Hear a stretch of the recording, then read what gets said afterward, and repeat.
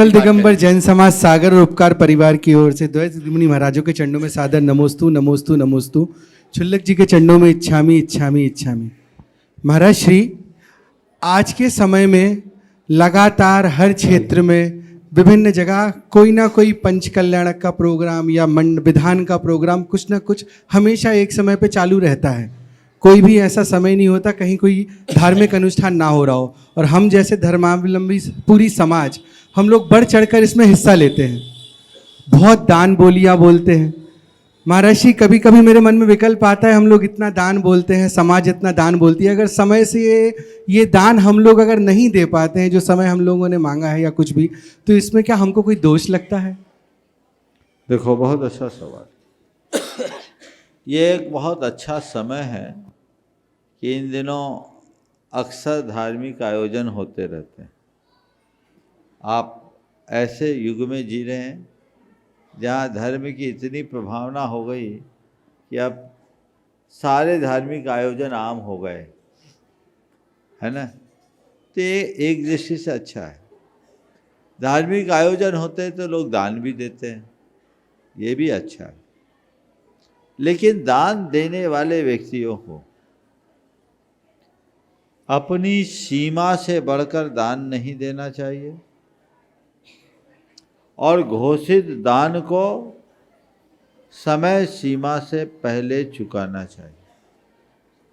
अगर आपने दान बोला किसी पुण्य के निमित्त से और उसमें अपना द्रव्य नहीं चुकाया तो आपका पुण्य तो जाता ही है, पाप और सिर चढ़ जाता है।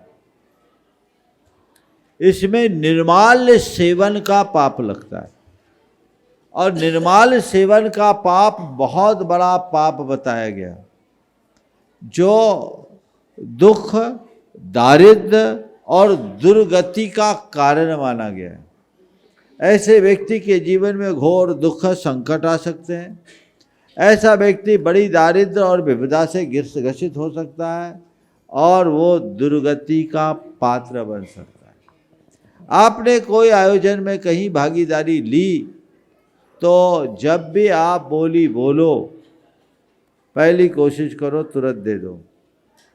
तुरंत देने की स्थिति नहीं है तो आयोजकों से पहले बोल दो कि भाई मैं ये राशि इतने दिन में दे पाऊंगा और इस अवधि में मैं दे पाऊंगा, यदि आप इसके लिए अपनी सहमति दें तो मेरी बोली स्वीकार लें।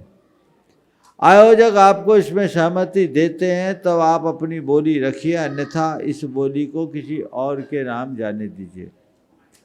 कई लोग कई जगह बोलियां ले लेते हैं और हमने तो ये भी देखा है कि कई जगह की बोलियां, यहाँ का तो मुझे नहीं मालूम पर आम है कि 15-15, 20-20 साल पुरानी बोलियां भी कई लोगों की बची। एक स्थान पर मैं था, एक जगह बोली लगी, हालांकि मैं बोली ज़्यादा पसंद नहीं करता, पर कोई एक ऐसा प्रसंग था जिसमें बोली लगी। एक महानुभाव ने बोली ली और बोली समाज की अपेक्षा से ज़्यादा की थी। जब लोग आए, मैंने कहा भैया आज तो तुम लोगों के लिए अच्छी, जो तुम्हारा टारगेट था उससे आगे आगे। बोले महाराज जी, इनने जो बोली ली, इनने पुराने नहीं चुकाए, अब क्या चुकाएंगे?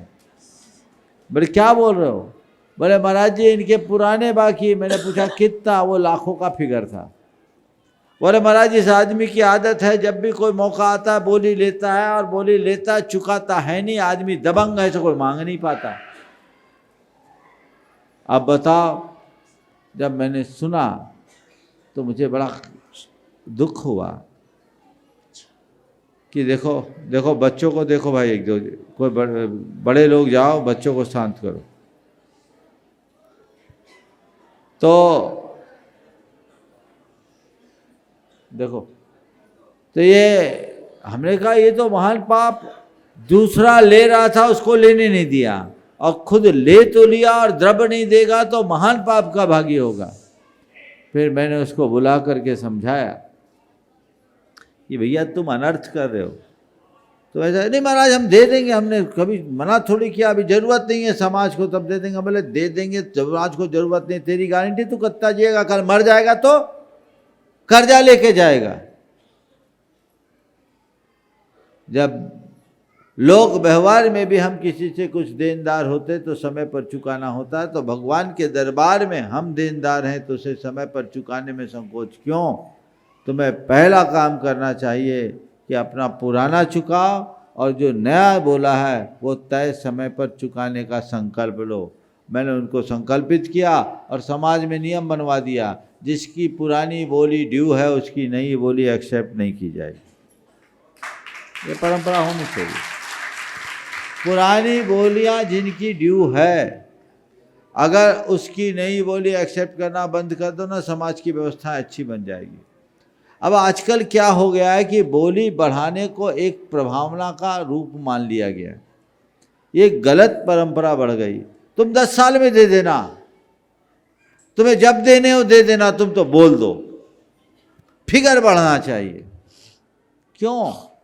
अगले की क्षमता नहीं है, उस पर लाज क्यों रहे हो? कम ले लो, कम में काम चला लो। सोच बदलनी चाहिए। लेकिन पिछले 2 दशकों में मैंने एक बहुत बड़ा परिवर्तन देखा है। समाज में बोलियों का फिगर तो बढ़ा है, पर वो कागजों में रकम आती नहीं है जल्दी। सालों लग जाते, आयोजकों की चप्पलें घिस जाती। और कई जगह तो मैंने ये भी देखा है कि पहले बोलियां बोल दी गई और बाद में सेटलमेंट हुआ। बताओ कितना बड़ा पाप है। बड़ी बड़ी बोलियां हो गई, पात्र बन गए, सब कुछ हो गया, बाद में सेटलमेंट हुआ। माने 1 रुपये की बोली 60 पैसे में सेटल हुई, कई जगह 50 पैसे में भी सेटल हुई, क्योंकि लेगाने वाले भी वही, चुकाने वाले भी वही कमेटी के मालिक आपस में बैठ के सेटल कर दिया। अरे भैया, इससे तो तेरे पुण्य में पूरा बट्टा लग जाएगा। तुझे जरूरत क्या थी उस तरह की बोली बोलने की? क्षमता नहीं थी तो बोली मत बोलो। अगर बोली बोली है तो जितनी उदारता से बोली बोलते हो उतनी तत्परता से चुकाने का भाव रखो, उतनी तत्परता से चुकाने का भाव रखो। मैं आप सबसे एक संदेश देना चाहता हूं। इसकी शुरुआत अगर राहतगढ़ से हो तो बहुत अच्छा होगा। कोशिश करो। पंच कल्याणक के हवन के पहले नो ड्यूज सर्टिफिकेट, हमारी जो बोली वो हम देंगे, और अगर नहीं संभव है तो पोस्ट डेटेड चेक दे देंगे। भैया रखे रहो। मैं एक जगह था, ऐसा ही एक पूरा सागर की बात है।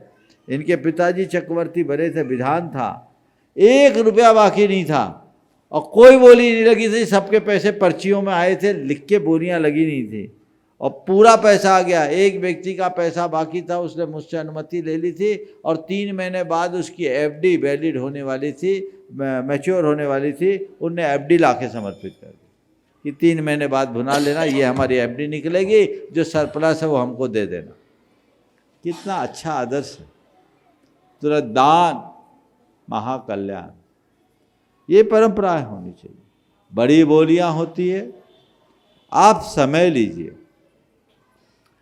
घोषणा करने वाले दिन में लीजिए कि हमें कितनी समयावधि में ये रुपया चुकाना है, उसकी किस्त बांध लीजिए।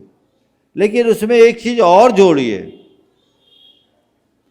ये बोली मैं ले रहा हूं, मेरा कमिटमेंट कंडीशनल है। कैसा कंडीशनल? मेरी आज जैसी परिस्थिति रही और मैं इस दुनिया में रहा तो इस समयावधि में मैं ये राशि चुकाऊंगा। मेरी परिस्थिति अगर बिगड़ गई, भगवान न करे ऐसा हो, तो मेरा कोई कमिटमेंट नहीं है। मैं इस दुनिया में नहीं रहूं तो मेरा कोई कमिटमेंट नहीं।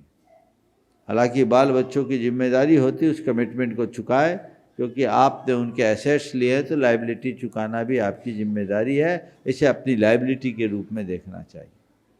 इससे पुण्य की वृद्धि होती है। ऐसा भाव अंदर होना चाहिए। नहीं तो बहुत विषय, इस विषय में मैंने अनेक बार बातें की है। ऐसा दुख लोगों के जीवन में आता है कि रोंगटे खड़े हो जाते हैं। पैसों का कभी इस तरह से दुरुपयोग नहीं करना और बोलियों को लेने के बाद उसको चुकाने में कभी संकोच मत करना। आप लोग सब धार्मिक लोग हो, श्रद्धा भाव से भर कर के ही सब काम करते हैं। दान और बोली ऐसा ऐरा गहरा आदमी नहीं दे पाता। लेकिन पैसा एक ऐसी चीज़ है जो आता हुआ अच्छा लगता है, जाता हुआ अच्छा नहीं लगता। तो उस समय पैसा निकालते समय थोड़ा मन संकुचित होने लगता है। मन के उस संकोच को जीतना चाहिए और उदारता के साथ ये सारी चीज़ें करनी चाहिए। आप लोगों ने राहतगढ़ में अभी जो बोलियाँ बोली है, बहुत अच्छे से बोली है।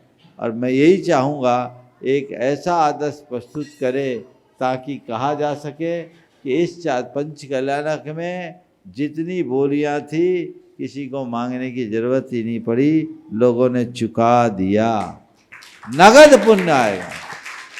और एक बात मैं आपसे और पूछता हूँ, ये बोली आपने ली है कि आपको लेनी पड़ी? ये कोई टैक्स तो नहीं है ना, ये आपका दान है।